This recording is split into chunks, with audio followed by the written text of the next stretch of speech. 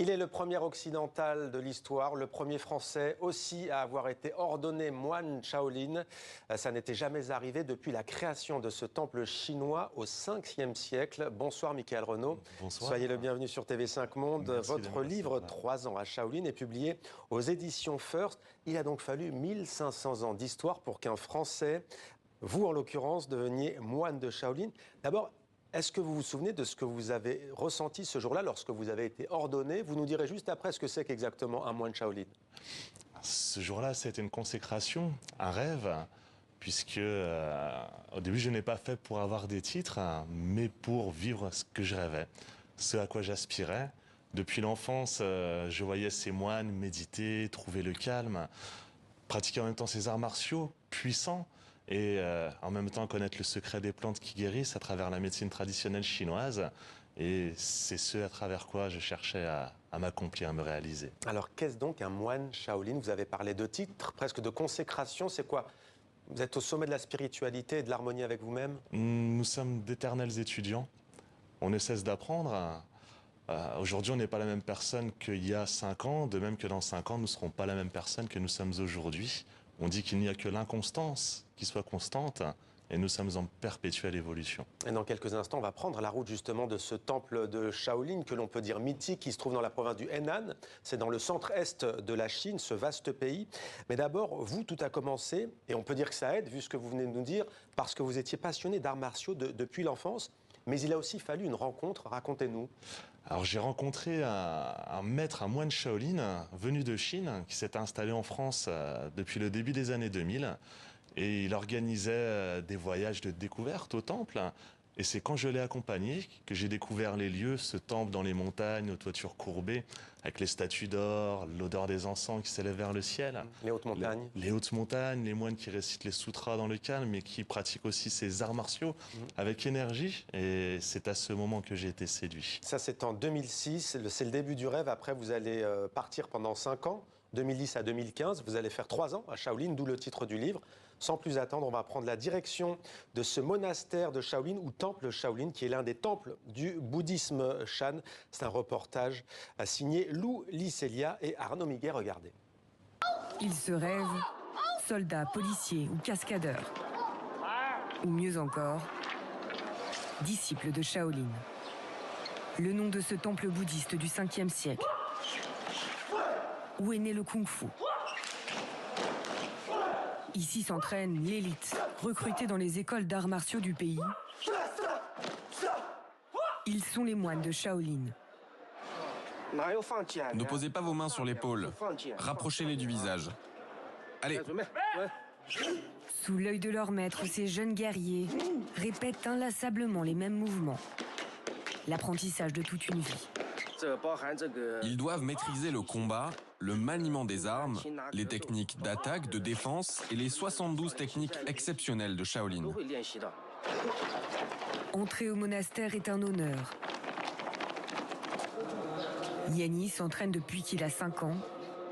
Il en a bientôt 20. J'ai vite perdu la joie et l'insouciance des enfants ordinaires. Mais je pense que souffrir maintenant rendra mon avenir plus facile. Les touristes viennent de tout le pays au temple pour admirer ces prouesses des disciples Shaolin. Démonstration de force et de souplesse. Le combat de ces moines martiaux aujourd'hui est de faire la promotion de leur art. Souffrir pour connaître un meilleur avenir, est-ce que vous avez ressenti de la souffrance? C'était quasiment monastique? C'était ascétique. Il y avait peu de confort. De l'eau froide, pas forcément de l'eau chaude, parfois sans robinet, il fallait ramener l'eau avec des seaux. L'hiver, près de -20 degrés. Il fallait dormir avec 2 pantalons, le pull, le blouson, laver son linge à la main également. Donc quand on est sous des températures inférieures à 0, c'est assez difficile. Mais on se rend compte sur le long terme que c'est ça qui nous forge aussi. Physiquement, on devient robuste, et mentalement, puisqu'on est capable de faire face à des situations difficiles. Ouais. Quelle était la journée type, le quotidien? Le matin, on se levait à 5 heures et les moines récitent les sutras pendant près d'1 heure pour se remémorer l'état d'esprit dans lequel on doit vivre nos journées. Les sutras? Alors les sutras contiennent l'enseignement du bouddhisme. Ça explique comment fonctionne notre esprit, nos conceptions mentales et nos réactions émotionnelles face aux situations que nous vivons chaque jour.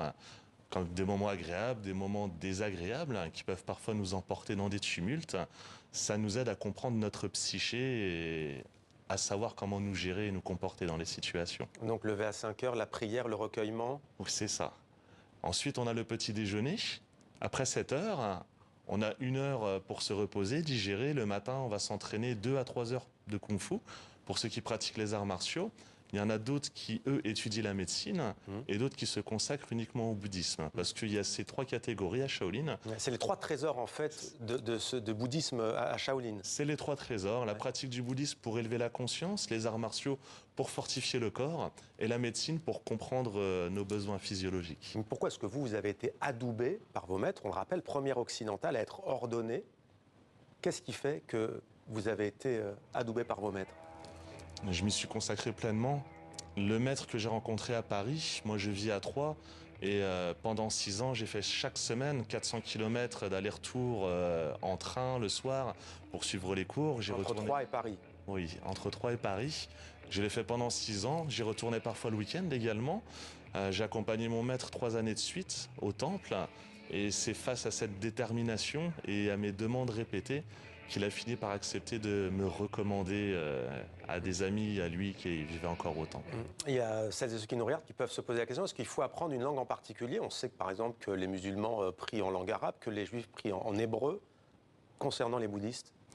Alors en Chine, ils utilisent le chinois pour réciter les sutras. Si on était dans les pays comme la Thaïlande, le Cambodge, le Laos, ils utilisent le pali, qui est la langue originelle du bouddhisme. Mais vous avez dû apprendre le chinois? Quand je suis arrivé en Chine, je ne savais pas parler, hormis bonjour, au revoir, merci, j'ai dû tout apprendre sur le tas. Ouais. Alors, vous avez aussi une actualité depuis maintenant votre retour. Vous êtes revenu en France en 2021? En 2015. 2015, pas trop brutal le retour? Il m'a fallu 1 an d'adaptation. Ouais. La culture asiatique est très bienveillante, des gens pleins de sourires, de bonnes intentions. Et quand je suis rentré en France en 2015, c'est vrai qu'il n'y a pas forcément cette avenance ici entre nous, entre les gens, plutôt même une méfiance dans le regard, quand on marche dans la rue également. Et me refaire à la culture française m'a pris un peu de temps. Quand vous dites une méfiance, c'est pour le commun des mortels envers tout le monde ou particulièrement pour vous parce que vous êtes dans cette tenue? Les gens en général, entre eux, oui. Il y a une question aussi qu'on se pose. Religieusement, c'est quoi le rôle du moine Shaolin? On va voir que vous avez créé, vous, à Troyes maintenant, enfin, en tout cas dans la région de Troyes, dans l'Aube, un institut. Vous allez nous dire de quoi il s'agit. Mais le rôle, religieusement, c'est quoi? Alors, vous êtes au bouddhisme ce que le curé est au christianisme? Ah, intéressant, on pourrait le dire comme ça, effectivement. Le but, dans un premier temps, c'est de se réaliser, puisqu'entre naissance et mort, il y a notre chemin de vie. Et nombreuses sont les personnes qui vivent leur existence sans savoir vraiment comment la vivre. On dit que beaucoup de personnes passent leur vie à passer à côté de leur vie, comme finir une assiette sans s'être rendu compte qu'on l'a mangée, être allé quelque part sans s'être rendu compte qu'on y est allé, se laisser emporter dans les situations, ne pas savoir ce qu'on fait de son existence, se sentir pas à sa place. Le bouddhisme aide à comprendre qui on est, comment on fonctionne et comment mener notre existence, d'abord pour nous et ensuite le partager aux gens. D'où cet institut que vous avez fondé. Racontez-nous quelle en est l'ambition et comment ça se passe. Vous l'avez créé en quelle année? En 2021. C'est ça, la date et la confusion, 2021. Et à mon retour en France, j'ai entrepris 5 années d'études de médecine traditionnelle chinoise pour apprendre donc les plantes, le relâchement musculaire, ostéo-articulaire, les trajets des méridiens d'acupuncture, comment agir sur les points. Donc c'est un institut parfaitement agréé par les autorités françaises. C'est exact. Et également sont proposés des stages de méditation, de kung-fu, de qigong et de tai chi. Et qui vient vous voir? Ce sont des gens qui généralement... pour la jeunesse, on va dire qu'on serait entre 15 et 20%. Je dirais les 2 tiers sont des femmes. Les femmes prennent beaucoup plus soin d'elles que les hommes apparemment. Et puis les gens qui, dans la moyenne d'âge, on sera à partir de 40, 50. Alors j'ai vu que vous avez fait un stage qui a cartonné, c'est l'année du dragon, je parle sous votre contrôle en Chine, et vous avez fait des stages de gestuels, enfin de gestes du dragon. Est-ce que vous pouvez, je ne sais pas, regarder la caméra et nous faire un petit geste Alors, qui évoque? On a des mouvements de base. D'ailleurs, aujourd'hui, les gens sont souvent repliés sur eux-mêmes avec les téléphones. Vous voyez, la poitrine, la cage thoracique, les épaules, tout est fermé. Ouais. Et donc, on invite les gens à rouvrir leur poitrine pour respirer. Et les mouvements d'introduction, on va voir par exemple, l'épaule est faite de 3 parties. Le muscle devant qui lève sur le côté face, intérieur et derrière. On peut donc tout simplement, en inspirant, monter vers le haut. En expirant, aller sur le côté. Là, la poitrine est ouverte. On va aller sur le deltoïde postérieur en cherchant derrière. On expire en poussant devant. On redescend et on peut recommencer autant de fois qu'on le désire. Ça, la respiration, c'est vraiment c'est peut-être l'ADN même, en fait, de cette spiritualité. On le retrouve dans le yoga, dans le qigong, dans toutes les anciennes disciplines, puisque quand on se concentre sur sa respiration, on retourne à l'intérieur de soi. Notre regard et nos oreilles sont dirigés partout vers l'extérieur pour appréhender le monde. Et quand on synchronise notre respiration, notre mouvement, on retourne à l'intérieur de soi. Et ce sont des moments qu'on appelle d'unité. C'est la période, vous le savez, des résolutions. En ce début d'année 2024, beaucoup se posent des questions, beaucoup se cherchent. Faut-il faire plus de sport? Faut-il avoir une meilleure hygiène de vie? Quels conseils donneriez-vous à celles et ceux qui nous regardent en dehors de la respiration? Eh bien, nous sommes la combinaison d'un corps et d'un esprit. Il faut prendre autant soin de sa santé physique que mentale. On peut être très cultivé, mais pas prendre soin de sa santé, on finira par avoir des problèmes. Et aussi, se focaliser uniquement sur le sport, mais pas sur notre esprit, et on peut être rapidement égaré. Il faut donc pratiquer régulièrement des exercices. On n'est pas obligé de faire des choses qui soient trop difficiles. Chacun a sa convenance, à son âge, à ses disponibilités, et aussi régulièrement se cultiver. Si aujourd'hui on n'a pas envie de lire des livres, on peut le faire aussi avec des podcasts. Il y a beaucoup de choses très intéressantes. Ouais. Cultiver le corps et l'esprit. Et juste pour finir, est-ce que vous êtes en contact avec vos disciples, avec vos maîtres qui sont, eux, restés au temple de Shaolin? Toujours en contact. Et avec les téléphones portables, ils communiquent ou pas? Avec le téléphone portable, effectivement. On dit qu'il faut vivre avec son temps, qu'il est inutile de dire c'était mieux avant, j'aurais préféré vivre avant, puisque c'est ici, à cette époque, qu'on vit. Et nous sommes effectivement toujours en contact. Il est prévu pour le Nouvel An chinois de se retrouver, puisque j'entreprends de retourner à Shaolin au mois de février. Eh bien, on suivra cela avec attention. C'était Mickaël Renaud. Merci de nous avoir raconté votre histoire, celle donc du premier moine occidental ordonné à Shaolin. Merci à vous. Beaucoup. Meilleurs vœux pour cette nouvelle année. Également. Et meilleur nouvel an chinois bientôt qui va... C'est le combien? C'est le 10 février. 10 février. Oui. Merci à vous, merci infiniment. Merci beaucoup.